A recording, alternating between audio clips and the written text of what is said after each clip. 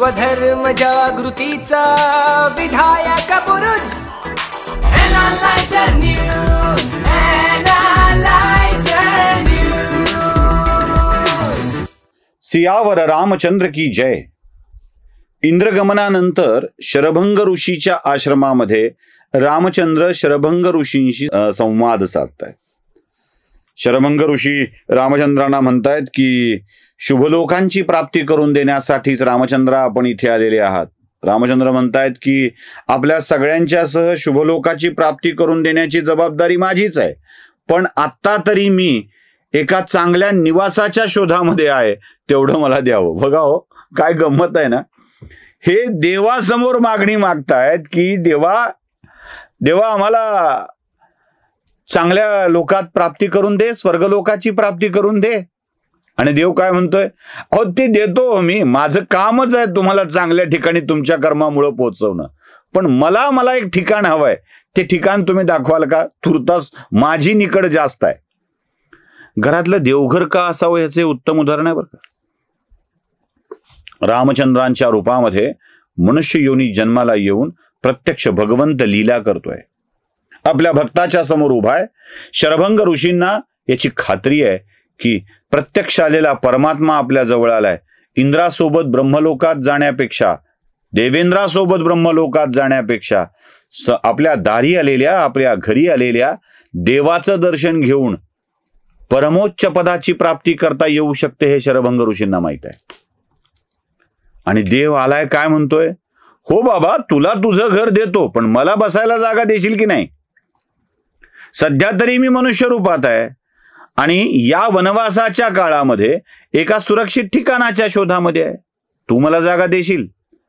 अहो तुम्ही देवाचा विचार केला तर देव तुम्हाला देणार आहे। तुम्ही देवाचा विचार केला तर देव तुम्हाला देणार आहे। सर्वस्व अर्पण करता आलं देवाला, नैवेद्य म्हणून देता आलं तर देव काहीतरी देतोय। म्हणजे देवाच्या देण्यासाठी सगळं देव, आपल्या दुजी दक्षिणा काहीच नाहीये देवाला द्यायची, स्वतःला अर्पण करायचं आहे, स्वतःला समर्पित करायचं आहे। देवाची व्यवस्था बघावी लागणार आहे। तुमच्या घरात देवघर नसेल ना, म्हणजे देवासाठीचं घर तुमच्या घरात नसेल तर देव थांबेल कसा आणि तुम्हाला चांगल्या स्थळी नेईल कसा? देव कुठे राहील? जिथे त्याला निवासाला जागा आहे तिथे राहील। साधा आहे ना गणित। तुम्ही प्रवासाला एखाद्या गावात जाता, एखाद्या तीर्थस्थळी जाता, एखाद्या पर्यटन स्थळी जाता, हिल स्टेशनला जाता, थंड हवेच्या ठिकाणी जाता आणि तिथं जाऊन खर्च करता, तिथे काही वस्तू खरेदी करता। जयपूरला गेलात तर त्या गोधड्या घेऊन याल, चामड्याच्या वस्तू घेऊन याल, महाबळेश्वरला गेलात तर अजून काही घेऊन याल, दिल्लीतून काही वेगळी खरेदी कराल, काश्मीरला गेलात तर केसर घेऊन याल, सुकामेवा घेऊन याल, हिमाचलला गेलात तर वेगळ्या गोष्टी घेऊन याल, त्यांना पैसे देऊन याल, त्यांच्या सुखाच्या गोष्टी करून याल। केरळला गेलात तर वेगळ्या गोष्टी घेऊन याल, मसाले घेऊन याल, पण कधी घेऊन याल? केरळमध्ये पोचल्यावर तुम्हाला पहिल्यांदा राहण्यासाठीची जागा लागेल, खाण्यासाठीचं अन्न लागेल। जेव्हा ते तुम्हाला तुमच्याच पैशाने ते प्रोव्हाइड करून देतील तेव्हा तुम्ही जाऊन तिथे खर्च कराल आणि मग त्यांचं अर्थकारण चांगलं होईल, त्यांना चांगली स्थिती होईल।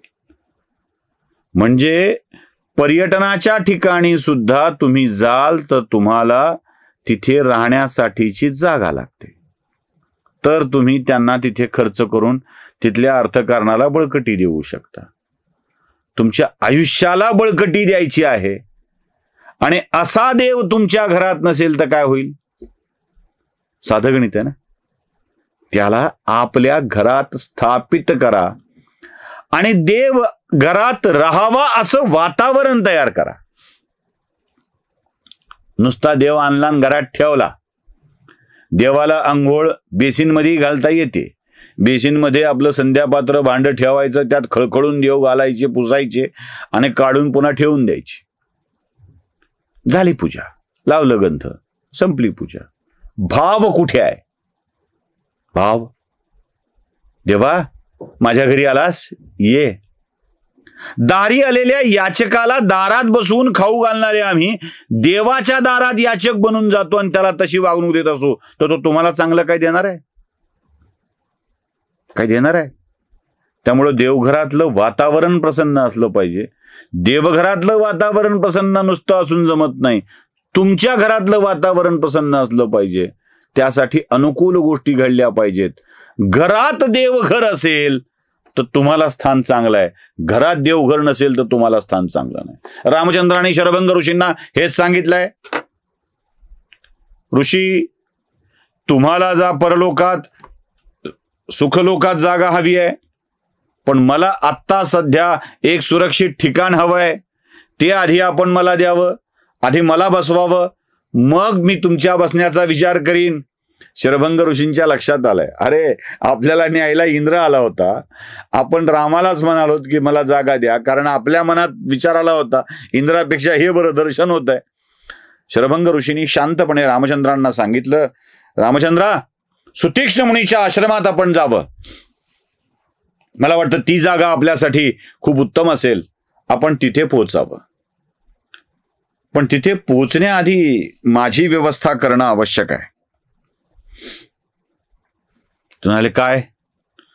ते म्हणाले, ज्यासाठी थांबलो होतो ते काम मला आता करू द्या.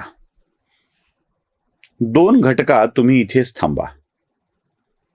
मी स्वतःला योग सामर्थ्यांनी तुमच्या तत्वात विलीन करतो. रामचंद्रांना कळलं, ज्यांनी देवराज इंद्राला नाकारून इथं थांबलेत ते माझ्या उपस्थितीत यांना चांगला लोक हवाय. मग शरभंग ऋषींनी आपल्या जीर्ण शरीराचा त्याग करण्याचं ठरवलं आणि स्वतःच्या देहालाच ध्यानमग्न अवस्थेत घेऊन गेले आणि योग सामर्थ्याच्या जोरावर, योगाग्नीच्या जोरावर आपल्या आज्ञाचक्रांना उघड करत आपल्या प्राणांना अशा ठिकाणी स्थित केलं जिथे ते सुखलोकाची प्राप्ती करू शकेल, ब्रह्मलोकाची प्राप्ती करू शकेल. आणि जीर्ण देह शरभंग ऋषींनी सोडला. शरभंग ऋषींच्या आश्रमात जाण्याचा सल्ला देणाऱ्यांनी शरभंगांचं ब्रह्मलोक गमन रामचंद्रांच्या उपस्थितीत सुखकर व्हावं यासाठी दिला होता. कारण शरभंगाने त्या आश्रमात स्थान दिलंच नाही. त्यांना सांगितलं, सुतीक्ष्ण मुनीच्या आश्रमात जा, तिथे तुम्हाला खरा मार्ग मिळेल. आणि शरभंगांच्या देहत्यागानंतर, ब्रह्मलोकी गमनानंतर रामचंद्रांनी त्यांना सुखाने निरोप दिला आणि त्यानंतर त्या आश्रमातले सगळे ऋषी रामचंद्रांच्या भोवती जमा झाले. आता हे कोण कोण होते? नावं फार छान आहेत, म्हणजे ती दाखवतो सुद्धा तुम्हाला. वैखानस ऋषी, बालखिल्य ऋषी, संप्रक्षाल ऋषी, मरीचिप, बहुसंख्यक, अश्मकुट्ट, पत्राहार, दंतोलुकगी, उन्मज्जक, गात्रशय्य, अशय्य, अनवकाशिक, सलिला आहार, वायुभक्ष, आकाशनिलय, स्थंडिलशाही, ऊर्ध्ववासी, आद्रपरवासा, सजप, तपोनिष्ठ, पंचाग्निसेवी. हे ऋषींची नावं नाही आहेत, ऋषींची प्रकार आहेत. या प्रकारातली सगळी ऋषी जमा झाली. म्हणजे जे फक्त वायुभक्ष आहेत, जे वायू खाऊन जगतात ते वायुभक्ष ऋषी, आकाशनिलय, आकाशात वावरणारे, ऊर्ध्ववासी, वर राहणारे, जरा जमिनीपेक्षा वर राहणारे, अशा सगळ्या ऋषींचं एकत्रीकरण रामचंद्रांच्या जवळ झालंय. आणि त्यांनी रामाचं कौतुक करायला सुरुवात केली. देवाचं कौतुक करावं लागतं. देवाला ते म्हणाले, रामा, तू राजा आहेस, भलेही राजपद तुला मिळो न मिळो, पण तू या भूमीचा राजा आहेस आणि राजाची काही कर्तव्य असतात. त्या कर्तव्यानुसारच आम्ही रामचंद्रांच्याकडे या सगळ्या गोष्टीची मागणी करतोय. रामा, हा दंडकारण्याचा परिसर आता राक्षसाच्या उच्छादांनी वैतागलाय. एकाही ऋषीला हे सुखाने जगू देत नाहीत, मारतायत. अशा वेळी राजा म्हणून तुझं कर्तव्य आहे रामा, की आपण या राक्षसापासून आमचा बचाव करावा, आम्हाला वाचवावं. तेव्हा रामचंद्रांनी या सगळ्या ऋषींना सांगितलंय चिंता करू नका, मी या राक्षसाचा संहार करीन, या राक्षसापासून तुम्हाला मुक्ती देईन. आता मी याच प्रवासावर आहे आणि या प्रवासात जे जे राक्षस तुमच्या मार्गात व्यत्यय आणत असतील त्या प्रत्येकाला संपवेन. आणि रामचंद्रांनी या आश्रमातून निरोप घेऊन मंदाकिनी नदी पार करण्याचा निर्णय घेतला आहे. आणि मंदाकिनी पार करून पर्वत जंगल ओलांडत त्यांना सुतीक्ष मुनीच्या आश्रमात जायचंय. काय होतंय ते बघूया पुढच्या भागामध्ये. सियावर रामचंद्र की जय.